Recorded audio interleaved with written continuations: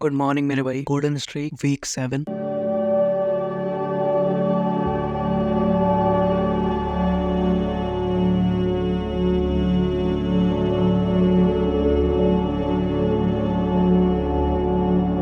Week 6 तक जो भी पहुंच चुके हैं ना, आपकी जो एनर्जी है बहुत बढ़िया तरीके से उठ चुकी है। ये आपको रियलाइजेशन हो रहा होगा। वीक 6 के जो टास्क थे बहुत बढ़िया टास्क थे। जिसने ये टास्क कंप्लीट किए हैं और जो वो मेडिटेशन की जो हमारी टेक्निक है उसको समझ पाया है, वो अपनी एनर्जी को बैलेंस वे में ला सकता है, फ्लक्चुएशन ऑफ एनर्जी को संभाल सकता है। क्योंकि ये जो चीज थी ये मैंने लेवल 1, लेवल 2, लेवल 3 कभी एक्सपीरियंस नहीं करी। मैं मेडिटेशन में बैठा था और अचानक मेरे को ये चीज एक्सपीरियंस हुआ और तब से लेके आज तक मैं उसको अप्लाई कर रहा हूँ अपनी लाइफ में। मैं देख रहा हूँ उसके बेनिफिट्स, उसके रिजल्ट। मुझे काम डाउन कर रही है चीज, मुझे पीसफुल बना रही है। और जो चीज आपको न्यूट्रल बना देना उससे बेस्ट कुछ नहीं होता। पॉजिटिविटी में भी एक ईगो होता है, नेगेटिविटी में भी एक ईगो होता है। इन दोनों से परे एक न्यूट्रलिटी होती है जहाँ पे हम नंब पड़ते हैं, जहाँ पे हमें किसी की जरूरत नहीं होती है, जहाँ पे हम इंडिपेंडेंट हो जाते हैं। हमें डिपेंड नहीं रहना होता है कि हमें पॉजिटिविटी फैलानी है, हमें लोगों की हेल्प करनी है। ये फैक्टर वहाँ पे नहीं आता। वहाँ पे सिर्फ शांति होती है, वहाँ सिर्फ पीस होता है। वहाँ पे हम अपनी जो समस्याएं हैं ना वो यूनिवर्स पे छोड़ देते हैं, हम गॉड पे छोड़ देते हैं। और ये मैं फील कर पा रहा हूँ इसलिए बता रहा हूँ क्योंकि कभी कभी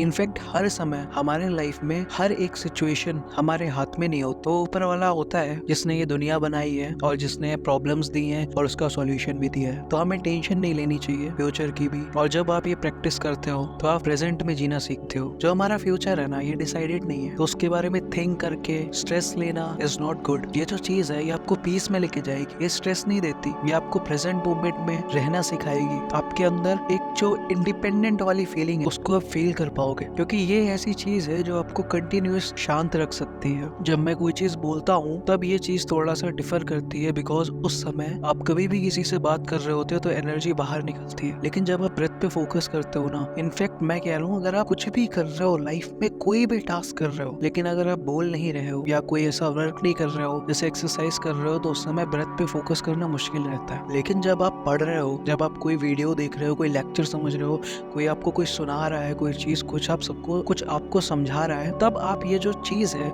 इसमें ब्रेथ पे फोकस आराम से कर सकते हो। और ब्रेथ पे फोकस करने से आप प्रेजेंट मोमेंट में रहोगे। प्रेजेंट मोमेंट में पीस है। फ्यूचर के बारे में सोचने में ओवर थिंकिंग है। ओवर थिंकिंग तो नहीं कहूंगा क्योंकि ओवर थिंकिंग थोड़ा सा एक्सपेंडेड वर्ड है। थिंकिंग जो चीज है ना ये भी आपको नहीं आने वाली है। यहाँ पे आप पीसफुल एक लाइफ जो होती है, एक मोमेंट होता है जब हम पीसफुल होते हैं, उस समय जो हमारी बॉडी होती है वो एनर्जी को बैलेंस वे में लेके आती है। वो जो चीज है ना वो ये मेडिटेशन प्रोवाइड करती है। जो टास्क मैंने आपको दिए हैं हनुमान चालीसा के, ये कोई छोटे टास्क नहीं है। 100 बार करोगे ना 3 घंटे भी लग सकते हैं। और जब वो 3 घंटे आप अपने माइंड की जो मसल्स है उनको ट्रेन करोगे ना तो सर फटने सा लगता है। और जब वो सर फटेगा ना तो आपका मन इधर उधर नहीं भटकेगा। एक सीट में बैठ के अगर आप नहीं कर पा रहे हो तो 50 करो, और अगले दिन करने की भी जरूरत नहीं है। मैं ये नहीं कह रहा हूँ उसे कंटिन्यू करो, क्योंकि जब आप एक बार 100 बार कर लेते हो ना तो माइंड में एक पीसफुलनेस वाली जो चीज होती है ना, पीसफुलनेस बोलूं या फिर हाई एनर्जी बोलूं, पीसफुलनेस तो ब्रेथ पे फोकस करने से आती है। यहाँ पे जब आप मेडिटेशन करते हो तो जो ब्रेन होता है ना वो मन इधर उधर नहीं भटकता है, क्योंकि जो ब्रेन की एनर्जी है ना वो यूज हो चुकी होती है या एक जगह पे लग चुकी होती है। तो वहाँ पे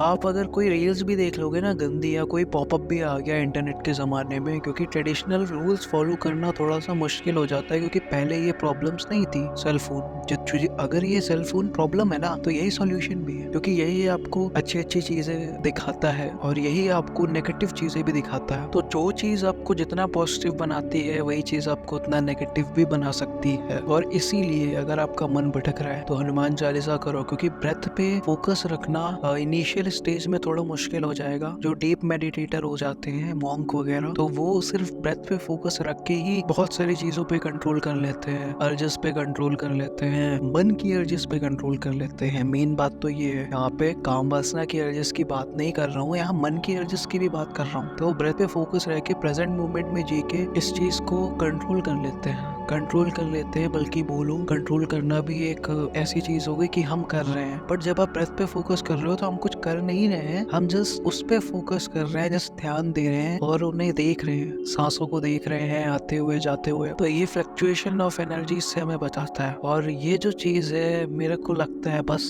इतना अगर आपने समझ लिया और इसको कर लिया ना, तो जो कामनेस मैं फील करता हूँ मेरे अंदर वो आप भी कर सकते हो। मैं कभी कभी तो पॉजिटिविटी से हटना चाहता हूँ, मैं कभी कभी जो न्यूट्रल स्टेट है ना वहाँ पे आना चाहता हूँ, क्योंकि अगर मैं किसी को बता भी रहा हूँ कोई चीज तो उससे उस पॉजिटिविटी तो मिल रही है, उसका दिमाग तो शांत हो जा रहा है, लेकिन वो डिपेंड हो जा रहा है ना मुझ पे। और मुझ पे डिपेंड रहने का मतलब है कि आप इंडिपेंडेंट नहीं हुए हो। तो वो जो स्टेज है ना इंडिपेंडेंट वाली, जो भी गोल्डन स्ट्रीक में भी साथ में है, इनकी स्ट्रीक मैं बता रहा हूँ वीक 6 तक जिन्होंने कंप्लीट कर लिया है तो लेवल 2 उनका बहुत बढ़िया चल रहा है। तो जैसे जैसे एनर्जी बढ़ती है ना आप डिपेंडेंट रहना छोड़ दोगे। मैंने डिपेंड रहना छोड़ दिया है किसी पे भी, और मैं भी आपको बस वही तक लेके जाना चाहता हूँ यहाँ पे आप डिपेंडेंट रहना छोड़ दो। एक चीज के सहारे तो हमेशा जीवन कटना है, वो है परमात्मा। उसको छोड़ दोगे तो अहंकार आ जाता है। और ये दुनिया ऐसी है कि यहाँ पे हर एक चीज रची हुई ईश्वर की है। जब हम थे तो भी ये दुनिया है, जब हम नहीं होंगे तो भी ये दुनिया है। ये दुनिया कहीं नहीं जाएगी। हमारा धन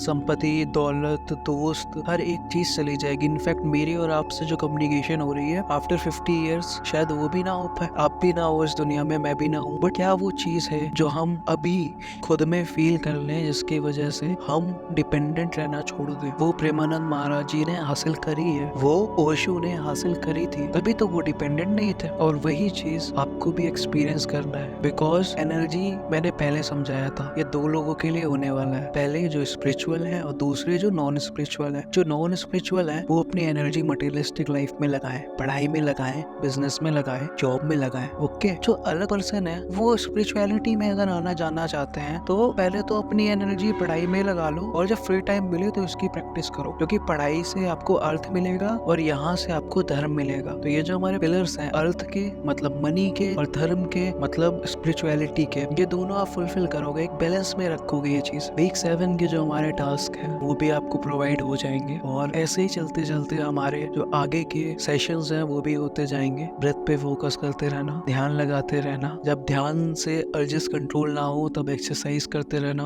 कोल्ड शावर लेते रहना और अपनी एनर्जी पे जीते रहना। बस मेरे भाई इतना ही था। Love you, bye bye, take care. अपना ख्याल रखना और लाइफ में वो सब पाओ जो तुम चाहते हो और जो तुम जीना चाहते हो। Love you all.